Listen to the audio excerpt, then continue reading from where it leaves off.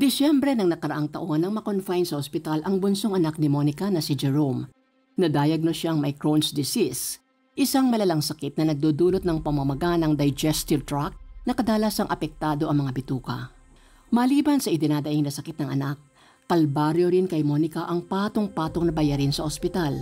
Dahil sa dami ng mga pinagawang mga laboratory, endoscopy, colonoscopy, yung dugong sinalin sa kanya, halos naubos yung HMO card niya.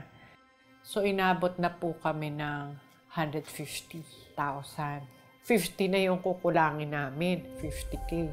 Sabi ko, kuya, sa nating palad ng Diyos ko kunin yun. Retirado na sa trabaho si Monica, habang isang printing operator naman ang kanyang asawa na kumikita lamang ng 600 pesos kada araw, sapat lamang sa araw-araw na gastusin ng pamilya. Ang pambili ng gamot ni Jerome ay kinukuha sa sariling ipon mula sa kanyang sahod bilang call center agent. Gayunman, patuloy na humarap sa malaking dagok si Monica nang hindi payagang makalabas ng ospital ang kanyang anak dahil kulang pa ang kanilang perang pambayad sa ospital. Nalalangin po talaga ako na, Lord, Chaiko, ikaw nang bahala mag-provide. Sana wag kaming abutin ng Christmas. Sana po makalabas na kami. Naging karamay ni Monica ang programang The 700 Club Asia na nagpapalakas ng kanyang pananampalataya sa Diyos.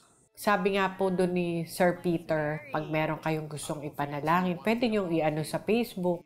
Una-unang hiningi ko pa nga doon na tulong. May sakit yung anak ko. Yung bill na mabayaran po namin. Sumasagot po agad sila na pinagpe-pray po namin.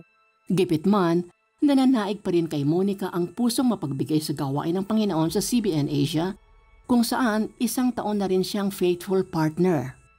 Ang halagang ibinibigay, unti-unting iniipon ni Monica mula sa iniintrega ng kanyang asawa. Na-inspire po ako doon sa mga testimonies, tapos yung mga natutulungan po ng Operation Blessing. Kahit po small amount, nararating po nila yung mga malalayong lugar. Ang sarap po sa pakiramdam pagka nagbigay po. Hindi ko na po iniisip yung basta alam ko bahala na si Lord mag-provide sa lahat ng kailangan namin. Sa panahong siya ay nangangailangan, nadama niya ang biyaya ng Panginoon. Bumuhos ang tulong para sa kanyang anak matapos niyang i-post sa social media ang kalagayan nito. Nakatanggap rin sila ng paunang tulong pinansyal mula sa lokal na pamahalaan. May 5,000, 3,000. Ang bigay ni Lord, nakabayad po kami sa bill. May sobra pa po. Talagang si Lord pag nagbigay, sobra. Dahil sa nalikom na pera, nabayaran ni Monica ang hospital bills at 2 araw bago ang Pasko, tuluyan ang nakalabas ng hospital si Jerome na ngayon patuloy ang pagbuti ng kalagayan.